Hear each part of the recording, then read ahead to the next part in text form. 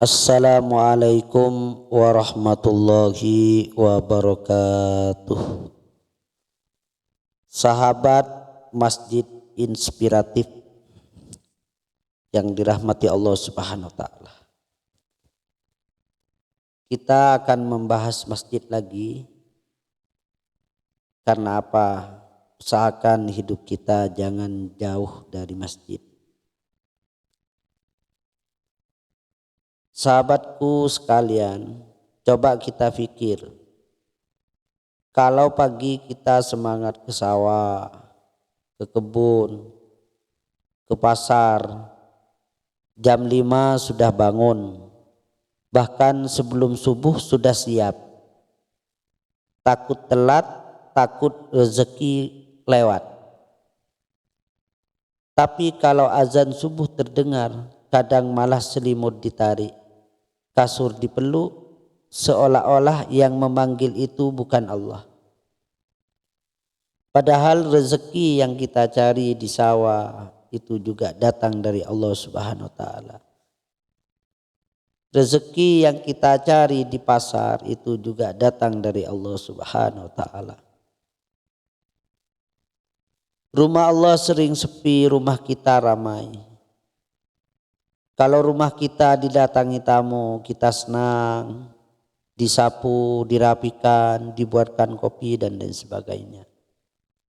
Tapi rumah Allah kadang sepi.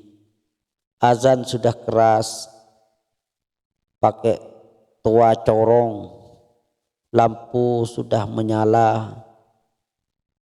karpet sudah dibentang, yang datang cuma beberapa orang, kadang 1-2. Masjid menunggu, tapi kaki kita lebih sering ke warung daripada ke masjid. Lebih sering ke sawah daripada ke masjid. Lebih sering ke pasar daripada ke masjid. Masih lebih sering ke tempat kerja daripada ke masjid. Hati yang jauh dari masjid pelan-pelan akan menjadi keras. Pelan-pelan hati akan menjadi berkarat. Dulu waktu kecil dengar adzan langsung lari. Sekarang sudah besar dengar azan malah bilang sebentar, tunggu sebentar. Sebentar lagi. Waktu masih panjang. Sebentar itu kadang sampai iqomah selesai. Atau sampai kita kadang tidak tahu kalau di masjid itu sudah selesai sholat. Subhanallah. Kalau hati sudah berat ke masjid, itu tanda perlu hati-hati. Seperti sawah yang tidak kena air. Awalnya cuma retak sedikit, lama kelamaan kering semua. Hati juga begitu, kalau jarang kena sujud, jarang ke masjid, lama-lama akan keras, lama-lama akan mudah marah, lama-lama akan sering pusing dan lain sebagainya. Bingung, hidupnya gelisah. Karena dalam Al-Quran juga dijelaskan. Dalam Al-Quran juga dijelaskan. Wa man a'rada an dzikri fa inna lahu ma'isyatan dongka. Jadi orang yang tidak mengikuti peringatan-peringatan Allah, maka akan merasakan kehidupan yang sempit. Jangan tunggu diantar ke masjid. Ada orang seumur hidup susah ke masjid. Jarang ke masjid, sibuk kerja, sibuk urusan, sibuk macam-macam kesibukan. Tapi saat meninggal justru diantar ke masjid. Dibawa ramai-ramai, disolatkan, baru masuk masjid terakhir kali. Bisa jadi pertama dan terakhir kali. Subhanallah.